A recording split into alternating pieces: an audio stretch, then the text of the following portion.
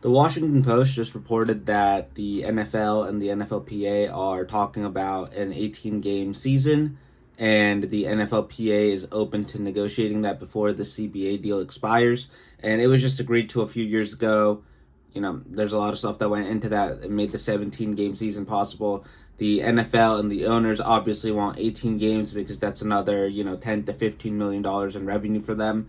But let's talk about how this impacts, the NFL, the players, and everything else going forward. And this is not even to speak about the fact that with an 18-game season, like every current existing NFL record, like the sack record, the passing yards, passing touchdowns, everything like that, like those are all going to have asterisks next to them because it's two extra games instead of just one. Like one is fine, like you can miss a game because of injury, stuff like that. But two is, you know, that's a lot, and people have come close to breaking the Strahan record for sacks. People have come close to the Peyton Manning touchdown record. So those are most likely going to be broken with, two extra games than what those guys had. But even more importantly than that, the obvious concern is injuries and things of that nature. The NFL and what Roger Goodell has talked about on the Pat McAfee show and other venues, their plan is to lower it down to two preseason games instead of three and make 18 games for the regular season. So it's still maintaining that 20 game total for the preseason and regular season combined. However, that takes away from like a little game action for players to get their bodies right, which, there have been studies done about 2020, the season where preseason was canceled because of COVID, and how that, created some more injuries in players and things like that. It's out there, like you guys can check it out too, but because I can't really get into the scientific nature of all those things, but it's add less time for you to warm up. Now, some teams don't play their starters at all in the preseason and just use the first couple of weeks as a warm up. So this is better for them because it gives them an even more time frame.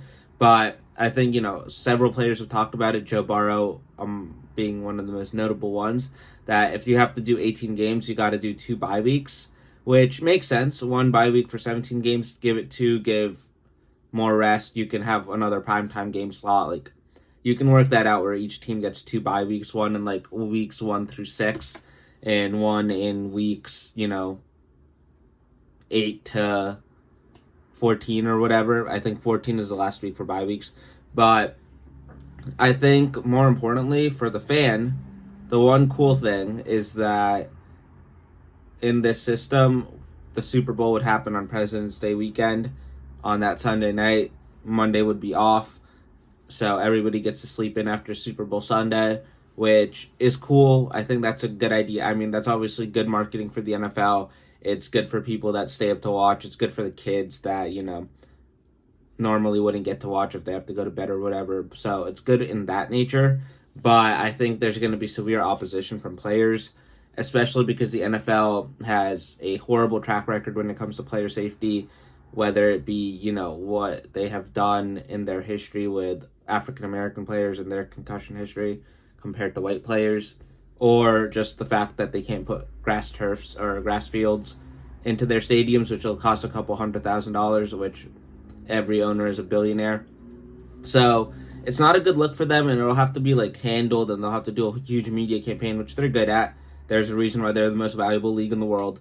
But overall, I think this is a benefit for the fans, a obvious huge benefit for the owners in the league because of the money, and obviously a net downgrade for the players in general, but especially the lower level, like bottom roster guys that need those preseason games to make an impact.